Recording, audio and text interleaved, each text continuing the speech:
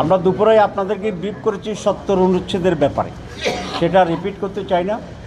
তারপরে দুটো জায়গায় আলোচনা হয়েছে, একটা হচ্ছে স্থায়ী কমিটির বিষয়ে।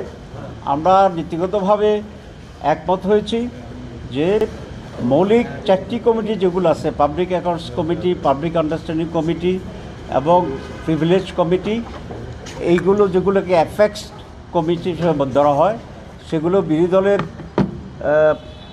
নির্বাচিত এমপিদের পক্ষ থেকে এটা প্রদান করা হবে। আর বাকি যে কমিটিগুলো আছে সেখানেও একটা প্রপোর্শনাল পর্যায়ে বিরোধী দলের পক্ষ থেকে এটা চেয়ারম্যান করা হবে।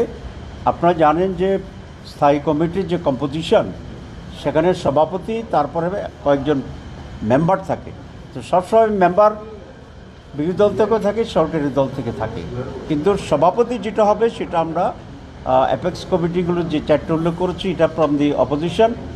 আর বাকিগুলোর ভিতরেও অপোজিশন এবং সরকার একটা আন্ডারস্ট্যান্ডিং মাধ্যমে ডিস্ট্রিবিউট করবে, যেটা আমাদের পক্ষ থেকে আমরা বলেছি not should be less than 50%, 50 ভাগের কম নয়।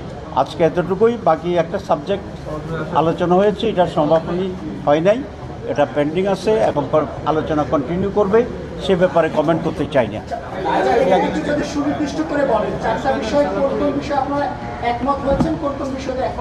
স্থায়ী কমিটির ব্যাপারে না, এই দুটাই আজকে আলোচনা কনক্লুড হয়েছে, একটা 70 অনুচ্ছেদ, একটা স্থায়ী কমিটি, সেই দুটোর উপরেই আমরা আমাদের ব্রিফিং দিয়েছি।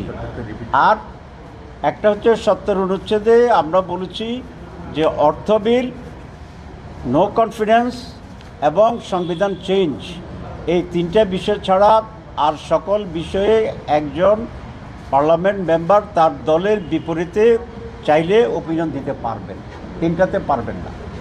আর স্থায়ী কমিটির ব্যাপারে আমরা বলেছি যে কতগুলো অ্যাপেক্স কমিটি আছে মন্ত্রণালয় কমিটির বাইরে, যেমন public accounts committee, privilege committee, public understanding committee.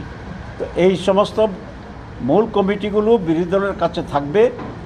আর যে মিনিস্টারিয়াল যে কমিটিগুলো আছে, মন্ত্রণালয় কমিটি, সেখানে সরকারি দল এবং বিরোধী দল দুইটা প্রস্তাব আসছে, একটা প্রপোর্শনেট। আর আমরা বলেছি এটা কমপক্ষে 50 ভাগ বিরোধী দল থেকে হইতে হবে।